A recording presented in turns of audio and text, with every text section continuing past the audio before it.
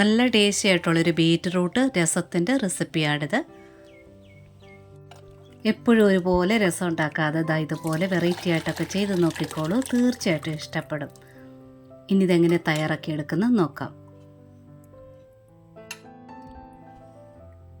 ഇത് നല്ല വലിപ്പമുള്ള ഒരു ബീറ്റ്റൂട്ട് എടുത്തിട്ടുണ്ട്. ഇതിൻ്റെ പകുതി മാത്രം എടുത്താൽ മതിയാകും. തൊലിയൊക്കെ നീക്കം ചെയ്ത് നല്ലവണ്ണം ക്ലീൻ ചെയ്തതിന് ശേഷം ഇതുപോലെ കനം കുറച്ചൊന്ന് അരിഞ്ഞെടുക്കാം. പെട്ടെന്ന് വെന്ത് കിട്ടാനായിട്ടാണ് തീരെ കനം കുറഞ്ഞ് അരിഞ്ഞെടുക്കേണ്ടത്. ഇനി ഞാനിതൊരു കുക്കറിനകത്തോട്ട് മാറ്റുകയാണ്. നല്ല പഴുത്ത് 2 തക്കാളി കൂടി ചേർക്കുക. ഉപ്പൊന്നും ഇതിൽ ചേർക്കണ്ട. വേകാൻ ആവശ്യത്തിന് ഒരല്പം വെള്ളം ഒഴിക്കുക. മീഡിയം ഫ്ലെയിമിൽ ഒരു 2 വിസിൽ മതിയാകും.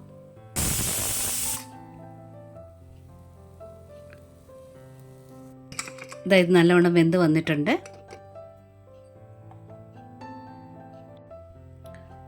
തക്കാളിയും ബീറ്റ്റൂട്ടും നല്ലവണ്ണം വെന്തിട്ടുണ്ട്. തൊലിയൊക്കെ വിട്ട് വന്നിട്ടുണ്ട്. തക്കാളിയുടെ തൊലിയൊന്ന് എടുത്ത് മാറ്റാം.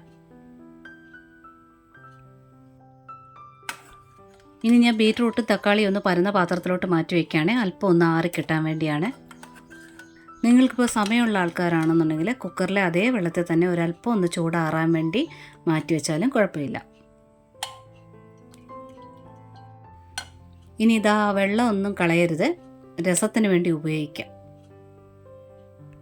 ഇതിൻ്റെ ചൂട് അല്പം ഒന്ന് മാറിക്കോട്ടെ, ഒന്ന് മാറ്റി വയ്ക്കാം. ആ സമയം കൊണ്ട് കുറച്ച് ഐറ്റം ഒന്ന് ഇടിച്ചെടുക്കാനുണ്ട്. ശരിക്കും പറഞ്ഞാൽ ഇത്ര ഐറ്റം ഇടിച്ചെടുക്കേണ്ടതാണ്. സൗകര്യം ഇല്ലാത്തവർക്ക് മിക്സി യൂസ് ചെയ്യാം. ഞാനിപ്പോൾ മിക്സിയുടെ ജാർ എടുത്തിട്ടുണ്ട്. ഇനി ഇതിലോട്ട് ഒരല്പം ജീരകം, നല്ല ജീരകം, ചെറിയ ജീരകമില്ലേ, അത് ചേർക്കുക. ഇനി ഒരു 1/4 സ്പൂണോളം കുരുമുളക് ചേർക്കുക. സാധാരണ നിങ്ങൾ രസത്തിന് എത്ര എരിവിന് ചേർക്കുന്നോ അത്രയും ചേർക്കുക, ജീരകമായാലും കുരുമുളകായാലും. ഇനി നല്ലവണ്ണം കഴുകി വൃത്തിയാക്കി തൊലിയോടുകൂടി 10-12 വെളുത്തുള്ളി, ഒരു 2-3 പച്ചമുളക്, ഒരു 2 വറ്റൽമുളക്, കുറച്ചേറെ കറിവേപ്പിലൂടെ ചേർത്തിട്ട് ഒന്ന് പൾസ് ചെയ്തെടുത്തുകൊണ്ട് വന്നാൽ മതി. ഒരുപാടിട്ട് അരയ്ക്കരുത്. ഇതുപോലെ പൾസ് ചെയ്ത് വയ്ക്കാം. ഇത് വേറൊരു പാത്രത്തിലോട്ട് മാറ്റുകയാണ്.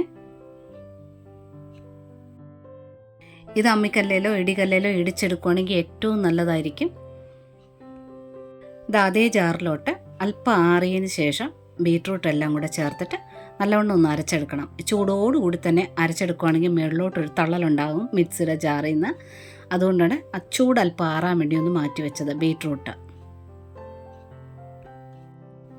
ഇനി തക്കാളിയും അല്പം ഒന്ന് ആറിയിട്ടുണ്ട്. ഒരു ഫോർക്ക് വെച്ച് നല്ലവണ്ണം ഒന്ന് ഉടച്ചെടുക്കുക. തക്കാളി ആ കൂട്ടത്തിൽ അരയ്ക്കേണ്ട. നമ്മൾ രസത്തിൻ്റെ കൂടെ ചെറിയ ചെറിയ തക്കാളി കഷ്ണങ്ങൾ കിട്ടുമ്പോൾ നല്ലൊരു ടേസ്റ്റ് കൂടിയാണ്. അപ്പോൾ തക്കാളി അരയ്ക്കേണ്ട ആവശ്യമില്ല. ഇതുപോലെ നല്ലവണ്ണം വെന്തിരിക്കുകയല്ലേ, അപ്പോൾ സ്പൂൺ വെച്ച് തന്നെ ഒന്ന് ഉടച്ചെടുക്കാനുള്ളതേ ഉള്ളൂ. നല്ലവണ്ണം ഒന്ന് ഉടച്ച് മാറ്റി വയ്ക്കുക. ഇനി ഒരു ചട്ടി വെച്ചിട്ടുണ്ട്. വെളിച്ചെണ്ണ പറ്റുമെങ്കിൽ രസത്തിന് നല്ല ടേസ്റ്റാണ്, പറ്റുമെങ്കിൽ വെളിച്ചെണ്ണ ഒഴിക്കുക. കുറച്ച് കടുകിടുക.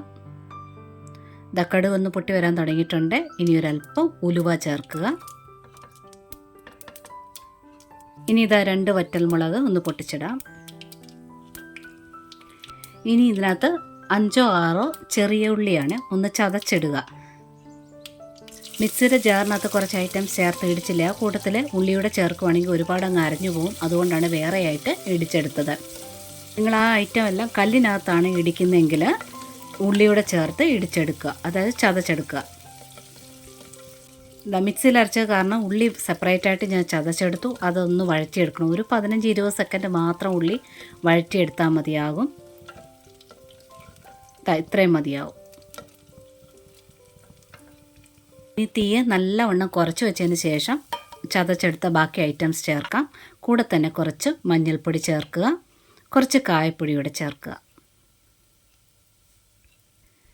തീ നല്ലവണ്ണം കുറച്ചിട്ടുകൊണ്ട് തന്നെ ഒരു 10-15 സെക്കൻഡ് മാത്രം ഒന്ന് നല്ലവണ്ണം ഇളക്കിയെടുക്കുക. ഒരുപാടിട്ട് വഴറ്റരുത്, ബ്രൗൺ ഒന്നും ആകരുത്. ഈ ഐറ്റം എല്ലാം ഒന്ന് നല്ലവണ്ണം ചൂടായാൽ മാത്രം മതിയാകും. നന്നായിട്ട് ഇളക്കി കൊടുക്കുക. ചട്ടിക്ക് നല്ല ചൂടുണ്ട്. തീ കുറച്ച് വയ്ക്കുക. വെളുത്തുള്ളി തൊലിയോടുകൂടി രസത്തിൽ ചേർക്കുമ്പോൾ നല്ല ടേസ്റ്റാണ്. അഥവാ നിങ്ങൾക്ക് അങ്ങനെ ചേർക്കുന്ന താല്പര്യമില്ല എന്നുണ്ടെങ്കിൽ തൊലി കളഞ്ഞ് ചേർക്കുക. അതായിട്ടുണ്ട്. ഇനി ഇതിലോട്ട് അരച്ചു വെച്ചിരിക്കുന്ന ബീറ്റ്റൂട്ട് ചേർക്കുക. ഇനി ജാറിൽ കുറച്ച് വെള്ളം കൂടെ ചേർത്തിട്ട് അതോടെ ഒഴിക്കാം.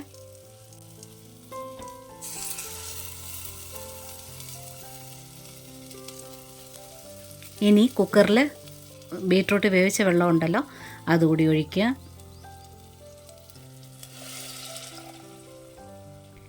ഇനി തക്കാളി ചേർക്കുക.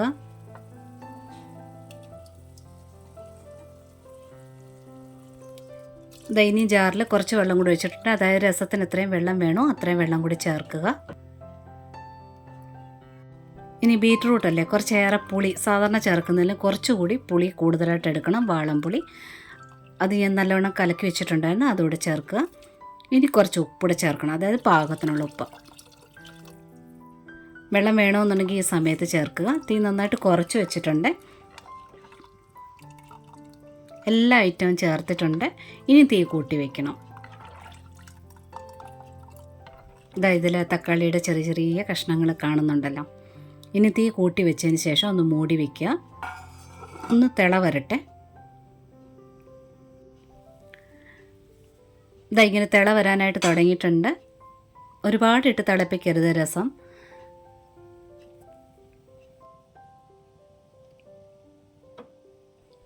ഇങ്ങനെ നല്ലവണ്ണം ഇങ്ങനെ വെട്ടി തിളച്ച് വരാൻ തുടങ്ങിയിട്ടുണ്ട്. ലാസ്റ്റിൽ മല്ലിയില ചേർക്കുക. ചട്ടിക്ക് നല്ല ചൂടുണ്ടല്ലോ, ഇത്രയും മതിയാവും. ഗ്യാസ് ഓഫ് ചെയ്യുക. ബീറ്റ്റൂട്ടിന് മധുരം ഉള്ളത് കാരണം കുറച്ച് പുളി സാധാരണ ഉണ്ടാക്കുന്നതിനും കുറച്ച് കൂടുതലായിട്ട് ചേർക്കേണ്ടി വരും. ഇത്രയേ ഉള്ളൂ. ഞാൻ ഗ്യാസ് ഓഫ് ചെയ്തിട്ടുണ്ട്. ബീറ്റ്റൂട്ട് ഇഷ്ടമില്ലാത്തവർക്കും രസം ഇഷ്ടപ്പെടുന്നവർക്കും ഇതുപോലെ വെറൈറ്റി ആയിട്ടൊന്ന് ചെയ്ത് നോക്കി കൊടുത്തോളൂ. എല്ലാവർക്കും ഇഷ്ടപ്പെടും. നല്ല ടേസ്റ്റിയാണ്. ട്രൈ ചെയ്ത് നോക്കൂ. പിന്നെ ഇഷ്ടപ്പെട്ടിട്ടുണ്ടെങ്കിൽ ആ ലൈക്ക് ബട്ടൺ ഒന്ന് ടച്ച് ചെയ്തൊന്ന് സപ്പോർട്ട് ചെയ്യാൻ മറക്കരുത്. കൂട്ടുകാർക്കൊക്കെ ഷെയറും ചെയ്ത് കൊടുക്കാനും മറക്കരുത്. ഒന്ന് സബ്സ്ക്രൈബ് കൂടെ ചെയ്തേക്കണേ. നോട്ടിഫിക്കേഷൻ ബെൽ ബട്ടണിൽ ഓൾ ഓപ്ഷൻ ഒന്ന് എനേബിൾ ആക്കിയിടാനും മറക്കരുത്. ഒരുപാട് സ്നേഹത്തോടെ താങ്ക്സ് ഫോർ വാച്ചിങ്.